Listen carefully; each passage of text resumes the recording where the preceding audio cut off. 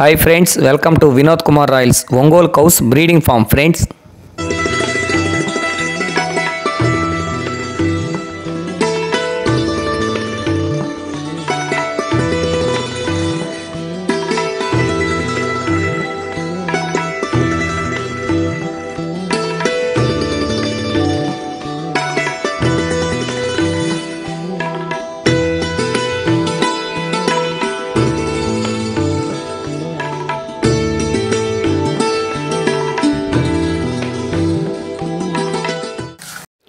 ఇంకా విషయానికి వస్తే ఇక్కడ కనిపిస్తున్న ఒంగోలు జాతి ఆవు 59 అంగుళాలు సైజు కలిగి ఉంది.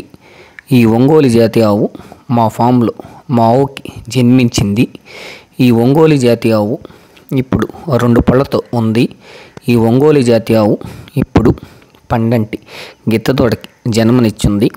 గిత్తదూడ సెమన్ నెంబర్ లామ్ L10 భీమా అనే సెమన్కి ఈ గిత్తదూడ అనేది ఇక్కడ కనిపిస్తున్న ఆవుకి జన్మించింది. ఇలాంటి మంచి సైజు, మంచి నిడుజాడు, మంచి మోపురం, మంచి తలకట్టు కలిగిన జాతి లక్షణాలు కలిగిన ఒంగోలు జాతి పియ్యలకి మనం మంచి సెమన కానీ చేయించుకున్నట్లయితే ఇలాంటి మంచి జాతి లక్షణాలు కలిగిన దూడలు ప్రతి ఫామ్లో జన్మిస్తాయి. దూడలు చిన్నప్పుడు చూసేదానికి అలా చిన్నగానే ఉంటాయి.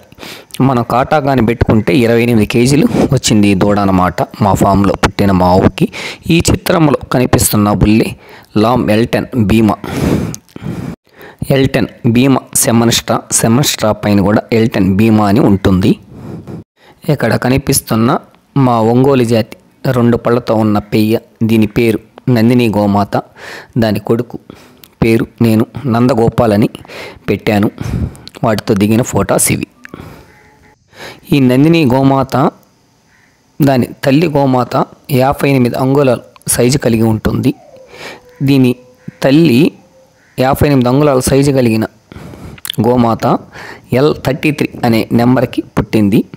L33 అనే తల్లికి OB2284 అనే సెమన్ చేస్తే ఈ నందిని గోమాత అనేది 58 అంగుళాల సైజు కలిగిన ఒంగోలు జాతి ఆవుకి మా ఫామ్లో జన్మించింది.